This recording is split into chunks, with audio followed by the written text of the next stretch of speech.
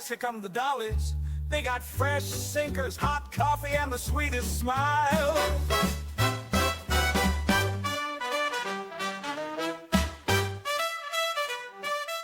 All right, everybody, welcome back to the Clubmobile. Thank you for joining us.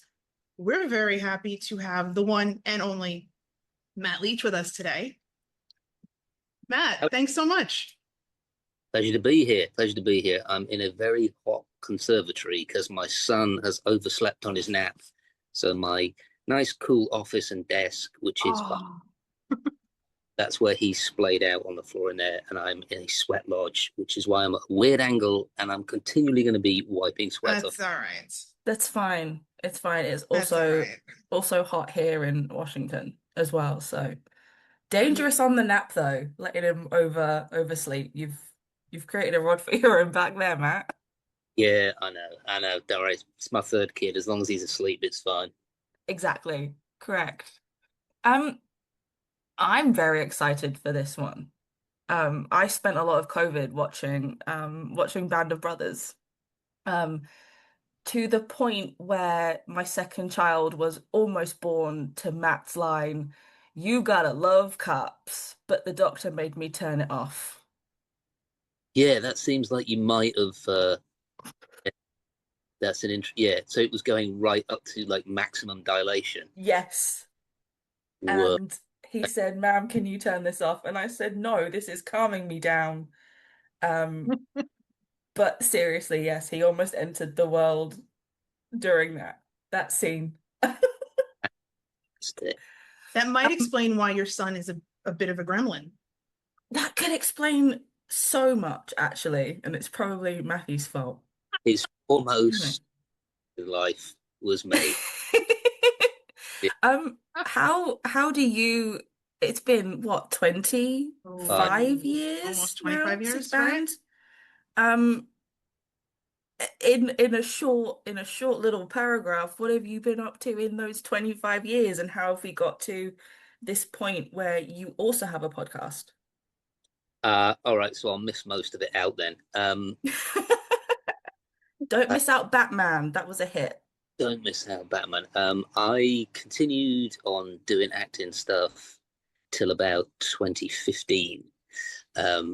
And then I stopped, and then I went to work construction for a while, formed my own company, was working out in DC doing stuff. Ended up having a bust up with my business partners. And I went to a lawyer. I went to see a lawyer, exactly at the same place where Johnny Depp's trial was at, by the way. In fact, it's called something like Lawyer Lane or Courthouse Road or something like that. And I went to see a lawyer because it was a bit of a messy settlement.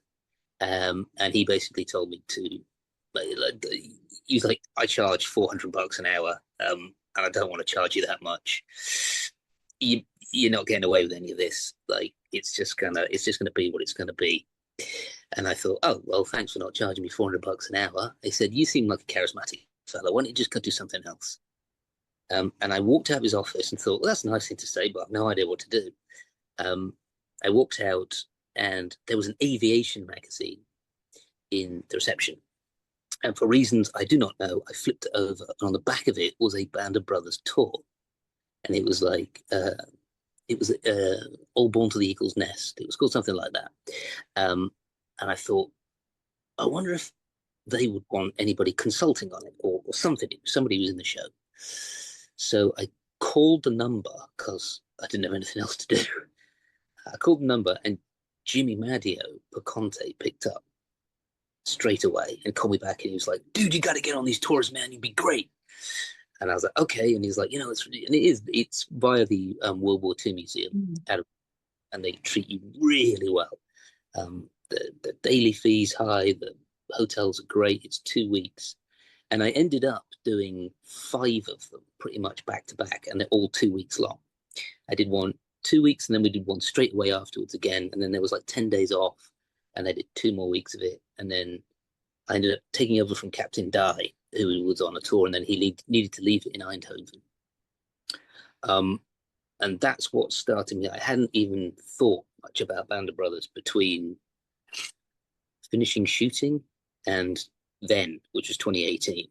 a little bit here and there, stuff on my show reel kind of thing, but I You hadn't never really, know that you kind of had yeah, that big gap between when you ended filming and like when you picked up doing the tours, because you are, I mean, not blowing smoke up your ass, but you really are very like invested in it. You're very passionate about the history of it. Like you can absolutely tell. yeah, it sort of, I didn't really know I was. I mean, I've always been a history nerd, but I didn't really know I was till I started doing those tours. Mhm. And then I was like, wow, people are really into this. And then I'd start spewing off all the guff that I know, and getting more and more into it. And then what happened is that COVID happened. So COVID shut down those tours. And I had met a fella called Leighton Hughes, who was a fan of the show. He was more of a fan of a kid show I was in before Band of Brothers, actually. I've seen it. Yeah. It's a cracker. It is a whopper You of a should show. watch it, Gabby. It's Yes. something. I Uh, enjoyed it. Anyway. yeah, so he had me sign some headshots for people, and it's like people pay for these, and then people was like, there was, oh, can I get one? Can I get one? And I was, it just didn't quite sit right with me that people were paying money just for a headshot with a signature on it. So I said, well, is there any way we can like get these people that want to do this in a Zoom meeting room? And when I sign it, I'll like talk to them, say, "Yeah, hey man, thanks for watching the show. Do you like this? Blah blah blah, whatever." And I'll sign it for them in their name, whatever they want it signed. And I don't know how, but from that conversation, that spiraled into, what we could do, because we're all COVID and everyone shut down. Mm. We could do like a cast reunion, and I could host it, and I could ask them questions. So we got together Shane Taylor and Lucy Jean, who played Doc Rowe, the medic, and the nurse, Renee Lemaire, from episode 6. And they both said they'd come on. And then somehow Leighton managed to get the director. And I don't know, we put all these people together, and then we were like, well, let's try and sell tickets. Let's see if anybody's interested. And there was about 300 people that bought tickets for it, for this live event, which was bloody terrifying. It was one of those things that I of saying I'll do things and agreeing to things. Yeah, and not thinking about it, and then coming to it and thinking, oh God, what have I just agreed to? So that was pretty nerve-wracking, especially like I wasn't sure technically it was going to work. We did have to shut everyone's microphone down and the chats off, otherwise it was chaos. But so we went through all the episodes, not chronologically, but like 1 to 10 in different orders, and got different cast members and writers and producers and directors and all sorts of people on. And then we ran out of Band of Brothers stuff. So we did a little bit of the Pacific, but that turned into an Ethiopian jug fudge because they didn't get the remit. The Pacific boys just all jumped on at the same time. So there was like 13 of them Just chilling in the waiting room, like, hey, I'm all here. like, oh, this is not what we're doing. That was chaos, but good. And then as things started opening up again, travel and stuff, I was like, well, I've been doing these tours. They're really cool. We could try and do something ourselves. And it basically just spiraled from there. The first couple that we did weren't all that successful financially. We overloaded it with stuff that we hadn't really thought about. And then we got into a groove, and we started to like, all right, let's cut away all that stuff and just do a 2-day tour. And let's get a guide that I know. And let's go to like Normandy or the Bulge, or let's do Arnhem, the Market Garden. And we tend to do, I don't know, about 5 or 6 of them a year when we can. We've got one more coming up, and then I think I'm going to knock it on the head for a while, at least. We're going to do an SAS Rogue Heroes one. So we're going to go to Sicily and do that. Is it a break or is it a hiatus? Like, is it a break hiatus, Right. or Is is it a it like permanent break, that's or is the it just end? For We Happy Few in this iteration, it's the end. Okay.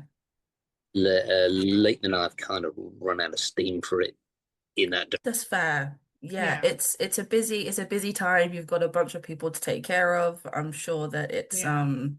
He's a busy and man, it's and so he has to yeah. give a lot of his time to do it, and then he's got to take time to go away and all this business. And it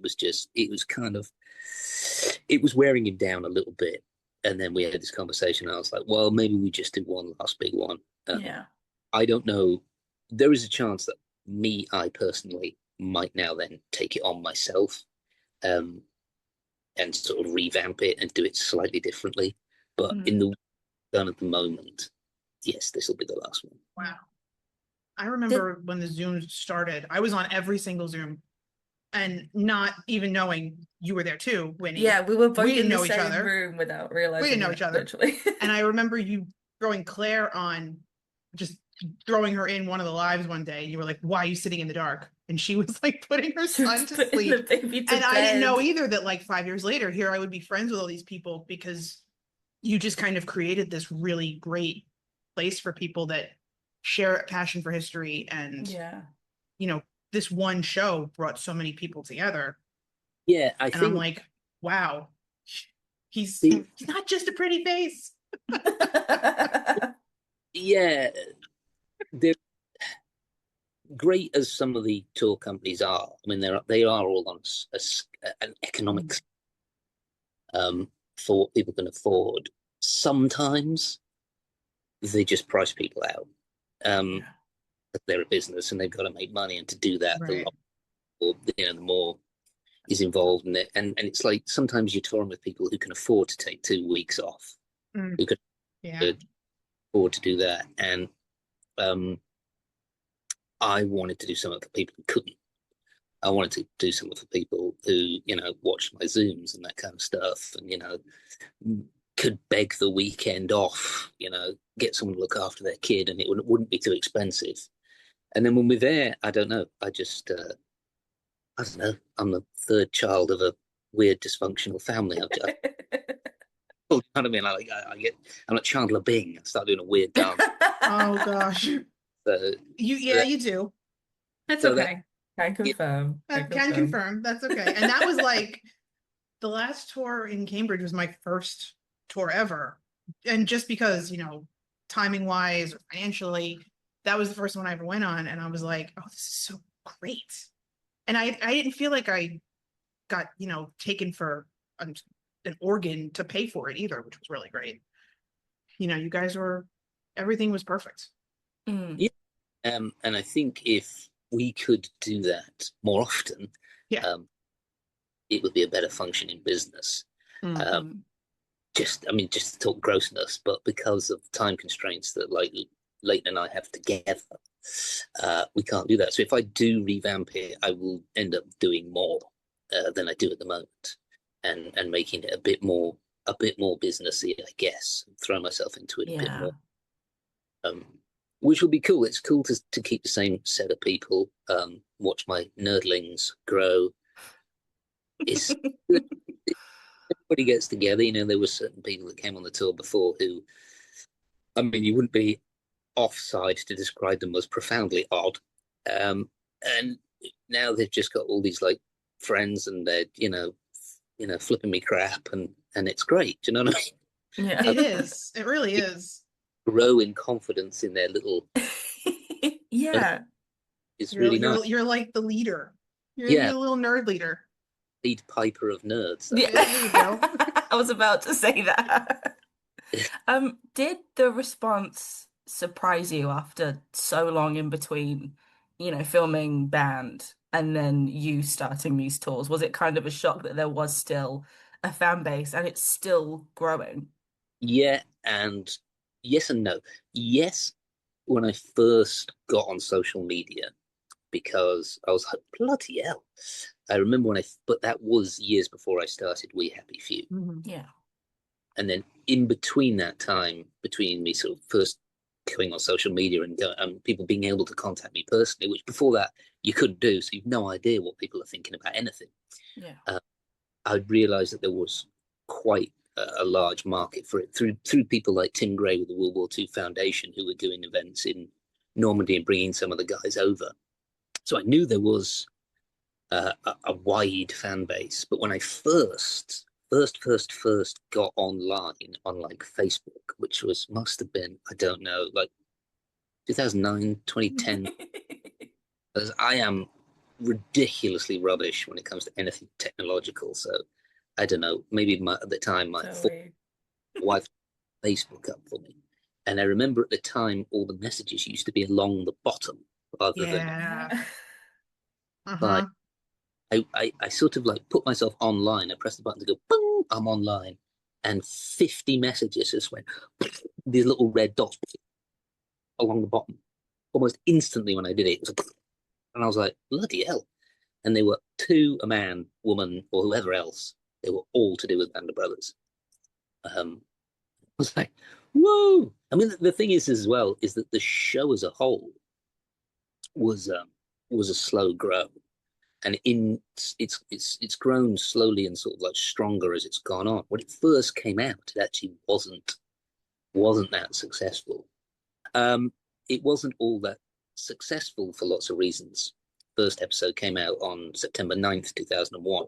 So by the time the second episode had come out, there'd been this world-changing event and people didn't have to watch something really gory. And in a way, I'd sort of let it go. I sort of thought, well, that kind of tripped up before it got going, really, didn't it? What a shame. And I didn't really think about it again until about 2009, something like that. So 8 years after it came out, I got a magazine through, there's like a union magazine for English actors that said something about residuals. And I phoned my agent, thought, have there been any residuals? And I had left that agent, she'd retired. And she sent me a check, and I was like, oh, okay, well, there must be some interest then. And from then, it's just, I don't know.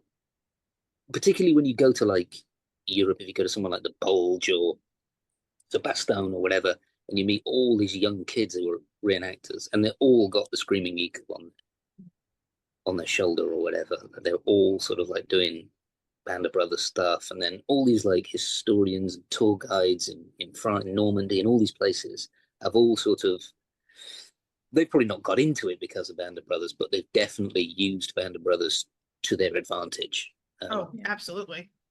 Saying, I want to go to Breakour Manor, or I want to go to Carentan, or I want to go somewhere that was in the show, and then got into it from there. So, yeah, I guess it is kind of surprising, but like, I don't know, like when you hear the feedback back of what people know, because it is just, it was a one-off kind of perfect show. So about a subject that lots and lots of people want to know about and really care about.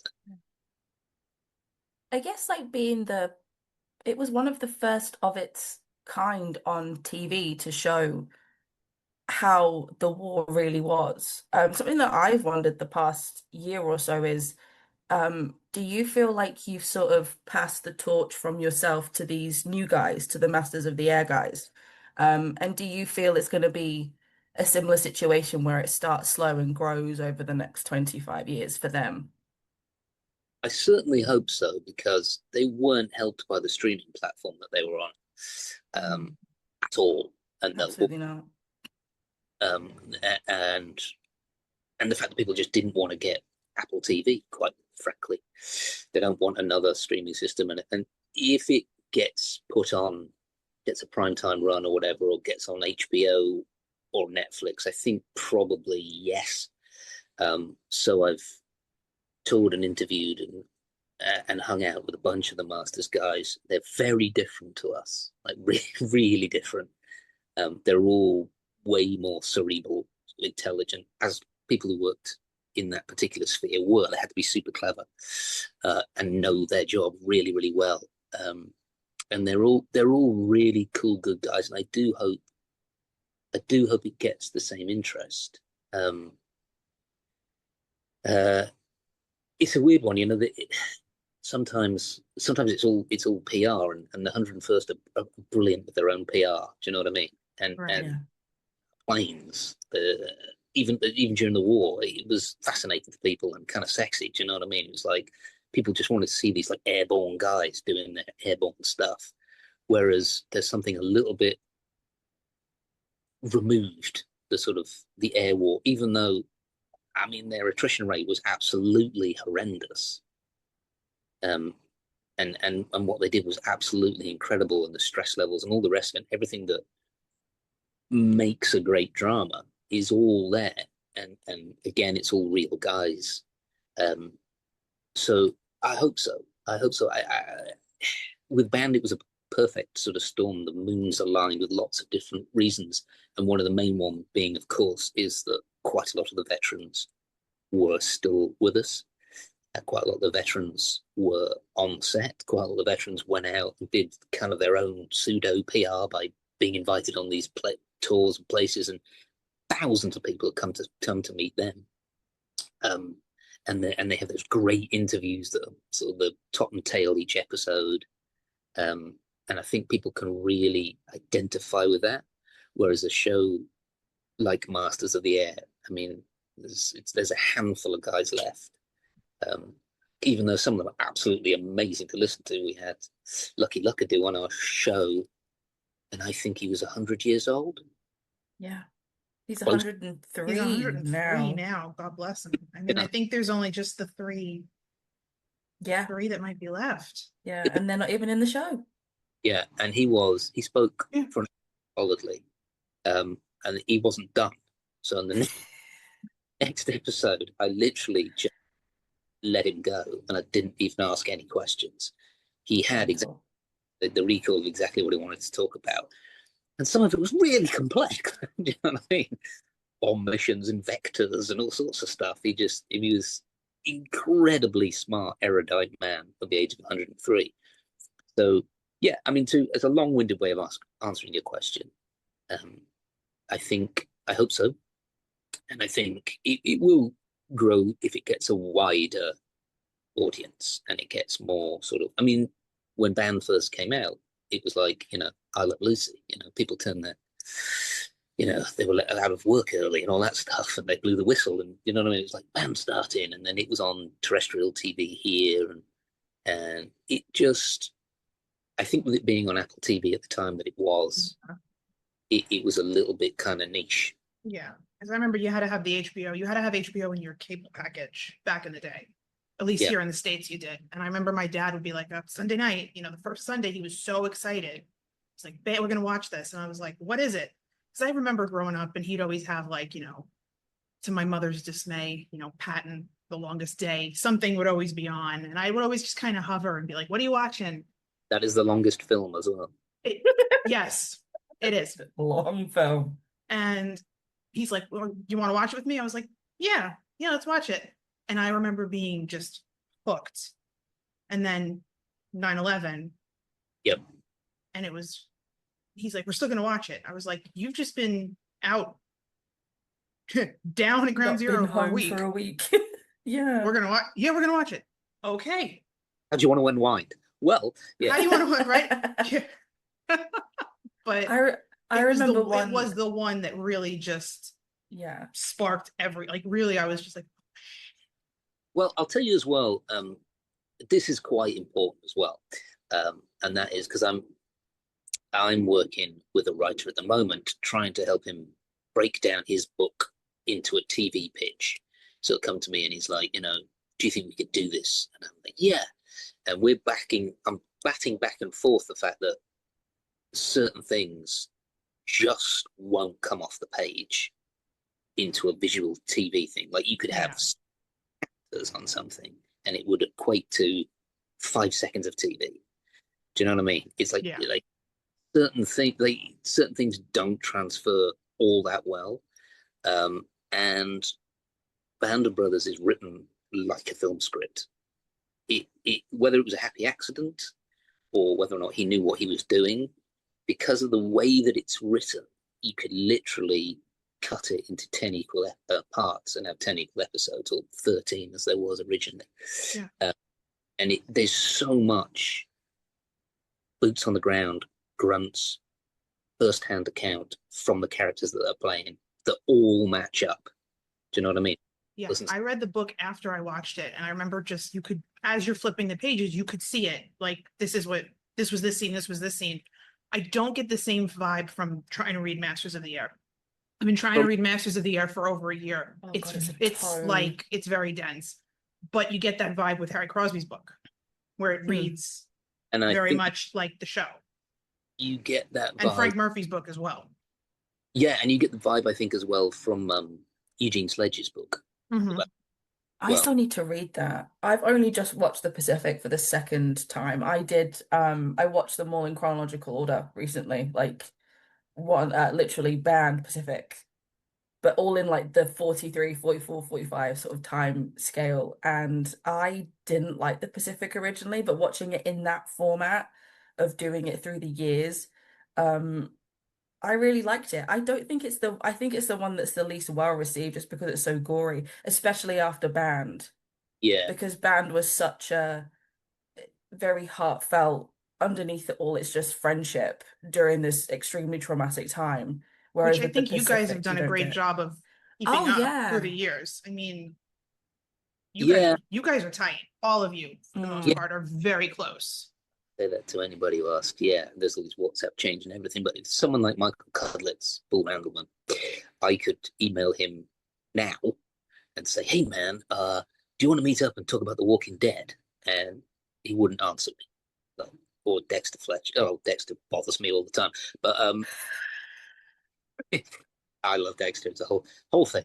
Um, but if I were to say to Cudlitz, "Hey, man, in 5 minutes' time, I'm doing a Band of Brothers podcast. Will you jump on?" He'd jump on like that. Like that particular, even with people of that particular profile and that particular busyness, Mm. the Casavedo, or any of these guys that've got a decent profile, got big, big body of work that you might think, I'm just being a pest. If it's anything to do with the band, they'll jump on straight away, absolutely straight away. But the thing about the Pacific as well, um, talking to some of the writers and directors, I get the feeling that Pacific was the troublesome second novel. Like, The middle The child. middle child is what we've equated it to. Yes. troublesome second novel in that, like, I don't know, part of me thinks they might have tried too hard. Too many people, I don't know, were trying to reinvent the wheel, or do you know what I mean? Like, the great thing about Band, having spoken to people like John Orloff on multiple occasions, I can't seem to shake that guy either, is that they got the best people and then they got out of their way. So that was John's first gig. He'd never written a show before. So you've got this greenhorn writer who somebody's seen something in. Right. A breakdown of these two episodes, which are strung quite far apart, by the way. And most people think that episode 2, like Raycor Manor, was already in the history books and was already being taught at West Point. It's not. Orloff researched it all himself. But the point is that everyone got out of his way and just let him do it. Right. This brilliant director, Richard Longcrane. And everyone got out of his way as well. And then he didn't, do you know what I mean? Like, you just put the best talent in a row and they just let him get on with it. And I think on the Pacific, that wasn't the case. Like, I'm not doing the Pacific down, but you just get that sense coming from, and Masters of the Air, definitely. Like, Orloff goes slightly white and starts vibrating when you mention Masters of the Air. So I do it a lot just to wind him up. But I think it was just, You wind people up now. yeah, Not having it. yeah. So, and so I think, yeah, it just, I don't know. I think maybe there was just too much involvement and not just keep it really simple, Right. because it's quite hard when you've got a really good story and really good characters based on actual history to kind of muck it up unless you just kind of try too hard. Yeah. That makes sense. That makes sense. I think they wanted it to be Band 2.0. That's always Yeah, and they tried a where bit I too kind of hard sit with it. I'm like, they really wanted to do again the magic that they had for Band, and you can't, like, lightning doesn't strike twice type of thing. I think It was Make- going to be its own type of special show, and I think they just wanted it to be you guys all over again. yeah, and I think maybe they I don't know, just from the production side of things, I think they might have missed a couple of tricks.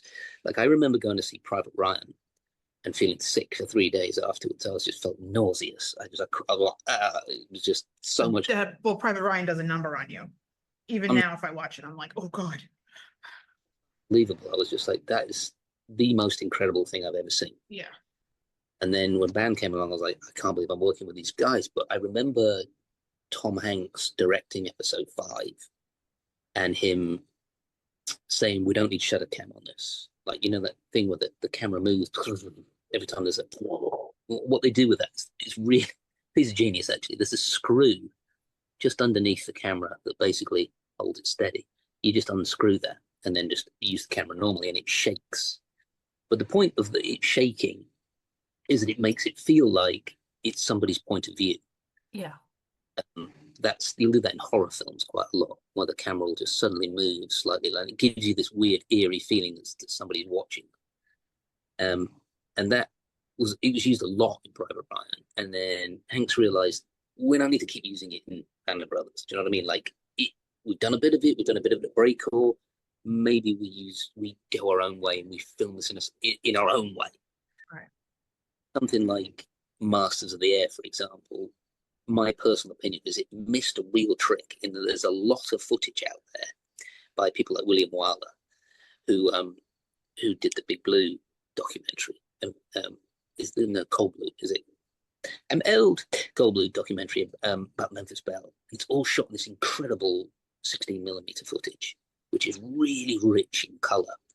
And I just feel like rather than use all this like technological CGI stuff, they could have maybe gone down that route and almost had it like there was a newsreel reporter in there with them with this incredible 16mm footage, which would have been really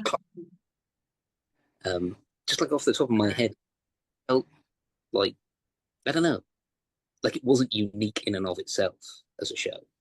That's just my personal opinion.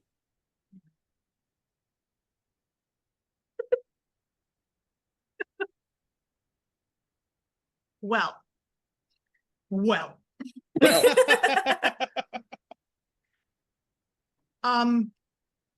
What's next podcast wise for you?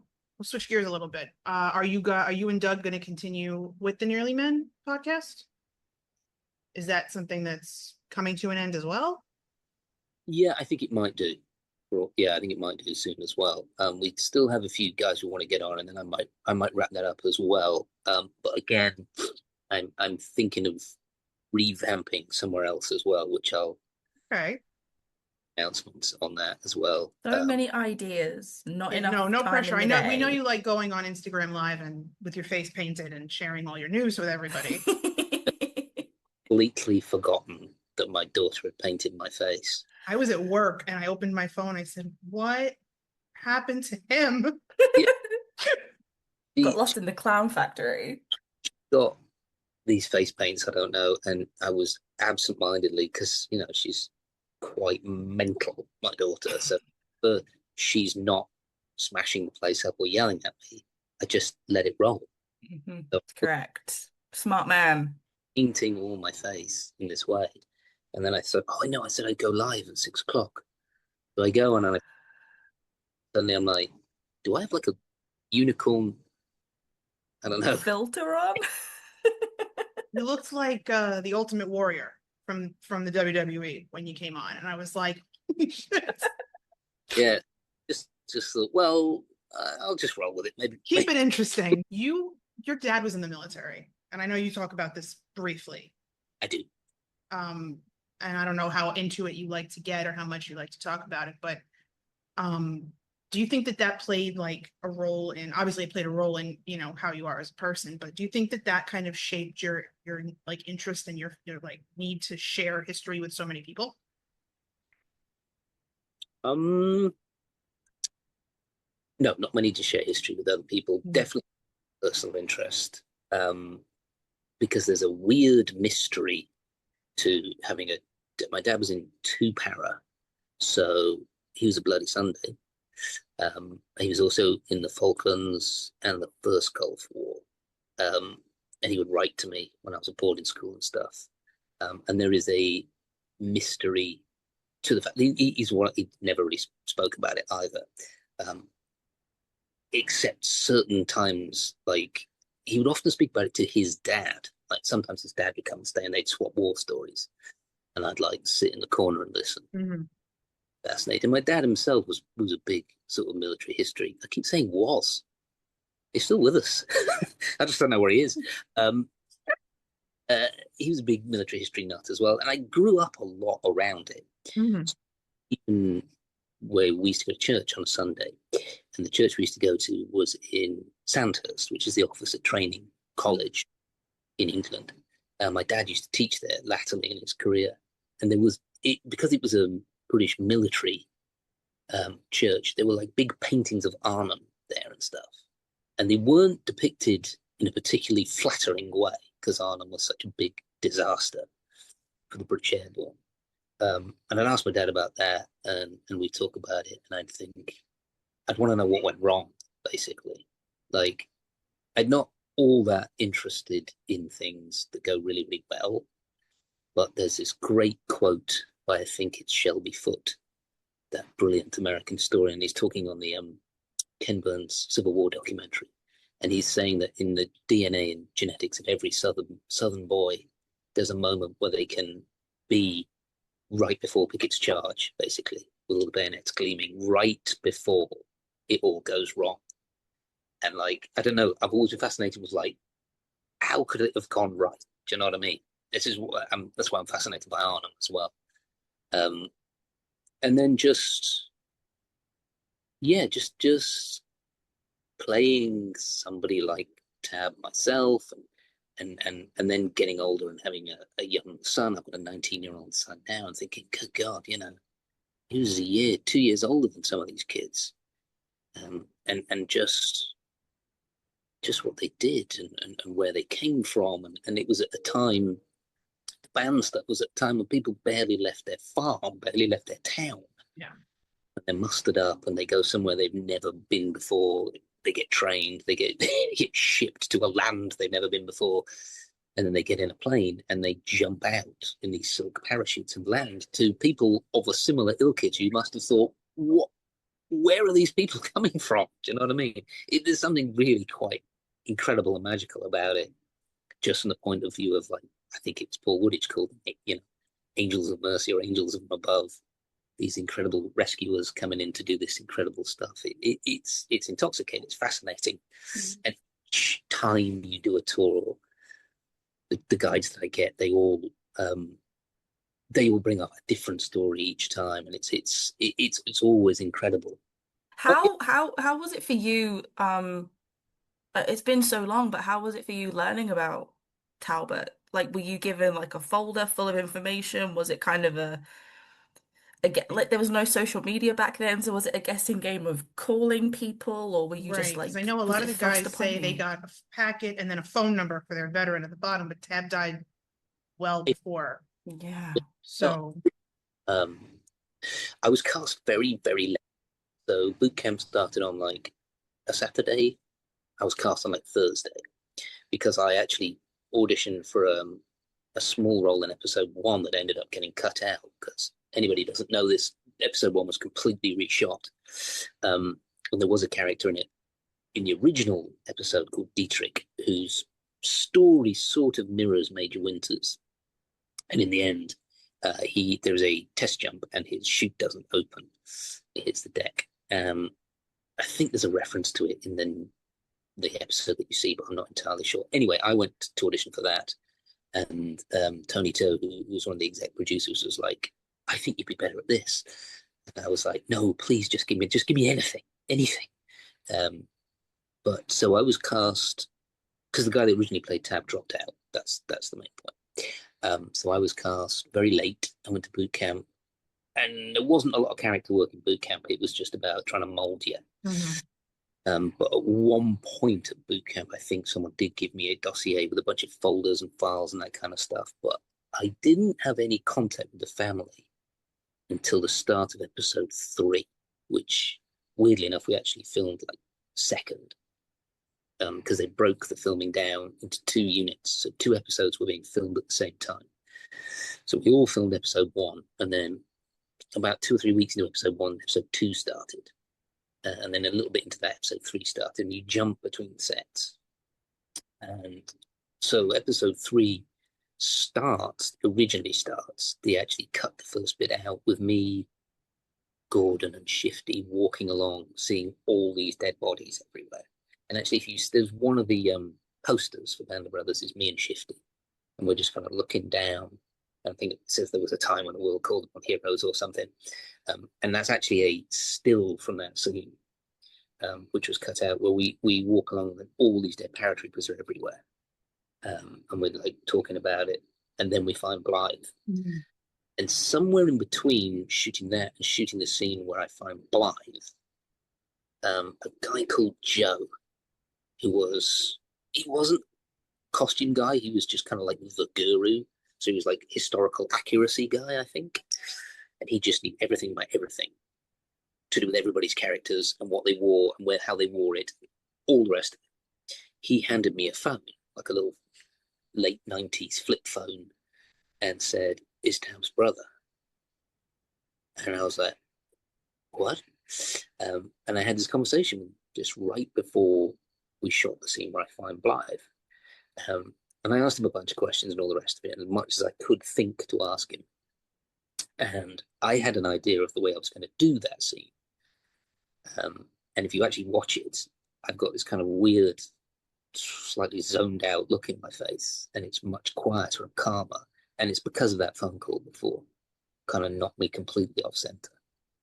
And yeah, I didn't know a whole lot about him, but a lot of the historians did. And a show like that, everybody's involved. So the director knew everything about all the characters, the costume, makeup. Everybody knew everything. So what you couldn't do is step out of line. Dale Dye knew everything as well. So as long as you basically did what you were supposed to do, you were fine. And it wasn't one of those things where you arrive with a character idea for some show or some film, and then you fight your corner on every angle. Like, I don't think my character would do this. Basically, everybody's saying your character would do this, and you do it because there's literally a dossier in front of them where someone said, "Look, in this letter, he said this, and this." So that's how I think that's how we all kind of went through it. Really, a little bit more with people like Frank John Hughes or Jimmy Matteo, who had quite close relationships with their veteran. They were able to voices and physicality and stuff bring their own look to it a little bit more, because they're like, "Look, I'm literally talking to the guy. He sounds like this, he laughs like this, he walks like this, he doesn't do that." And he told me that that stuff isn't true. Because I didn't have that, and a lot of people didn't have that, I just kind of went with what I was told, and what the essence of Tab was about was basically he was naturally a brilliant soldier, naturally a brilliant leader, but the nicest guy you could meet. So quite why I got cast, I've no idea. I must have hidden that bit very well. Shifted him out of it. Also, I wouldn't want to cross Dale Dye either. I mean, seeing him yell in clips of behind the scenes of Masters of the Air, I was like, I if he's I've like seen the that clips from now, Band's boot camp. yeah, if he's like Nuh-uh. that now, what was he like 25 years ago, He seems like a nice man though. He That's does. the main part. There's two Dale Dyes. There's the one where he's got his uniform on, yelling at you and sticking his toe up your ass, and there's the one that downtime Dale. So on boot camp, they would get us up at 5 a.m. and then just rinse us one way or another until about whatever time, 6, 7 o'clock. And then it was like chow, which is army speak for you go and get a bunch of slop food. And then he would talk for about 2 hours afterwards every night. It was called downtime, about what we were doing, about certain elements of what we were doing. And then you get the more cerebral, clever. I mean, he's a journalist as well. He was a journalist. He's a very smart man, actually. And he knows exactly what he's doing and exactly what he wants. And he's a very paternal figure as well. I mean, I saw him in Gettysburg a few months ago, and he's still this like really paternal figure. But not long ago, I did an audio book for a writer by the name of Andy Cutler. He sort of called me and said, would you do my audio book? And I was like, yeah. So I did a bit of prep on it, and I sent him a clip of the first chapter, like, this is how I'm going to do it. And he said, yeah, he wasn't all that impressed. Yeah, we're going to get my producer to send you a few notes. And I was like, you have a producer? Who has a producer for an audio book? So I get this phone call from the producer of the audiobook, and literally it's like, how's it going, Tab? It was dead. And I was like, oh no, what have I signed for? And he rode my ass like Zorro for like, I don't even know how long it took me to finish this book because he just kept sending me notes back. Out of print audiobook got out because it took me that long to finish it because of Dale Die. Wow. But no, he's a great guy. What apart from revamping every single thing in your life and on social media, what's next for Matthew Leitch and We Happy Few? That's a good question, actually. He doesn't know. We're just guessing. We're going on with it. Typically, I just make it up as I go along. I follow signposts and dice. Works. So we're going to do this tour in November, start of November, which is the SAS Rogue Heroes tour. So we're going to do Sicily. It's in Sicily. And we're going to do the SAS Day 1, and we're going to do 82nd Airborne Day 2. And after that, I'm going to sort of pull the curtain down on this particular iteration of We Happy Few for a while. And then it all depends. It's just because there's a lot in my life personally that's quite kind of in a flux at the moment. So until I'm not quite sure exactly what I'm going to do next. I'm working on a business with my son at the moment, and I'm working on developing a script for a book for a writer friend of mine for a pitch for a TV show. So I'm plenty busy with that, and my 3 kids and my dog and my cat and my wife. And I'm also in the process of losing weight because I'm in the sweatiest conservatory in the 90s and not quite sure whether my brain is actually functioning properly. Like, if you put this on YouTube, it's just going to gross people out, the amount I've sweated. It's fine. No one will see it. It's all right. No one's gonna see the sweat. But we will end it there so you don't pass out in your conservatory. Yes, exactly. Okay. However, thank you so much. Thanks so much. Again. My pleasure. Yes, You're a Good. good egg. you Good. are. You're a good egg, Matt. Good. Right. Well, Thank you, Matthew. I'll jump off and I'll let you do your little finishing business. Yes. Bye. Bye.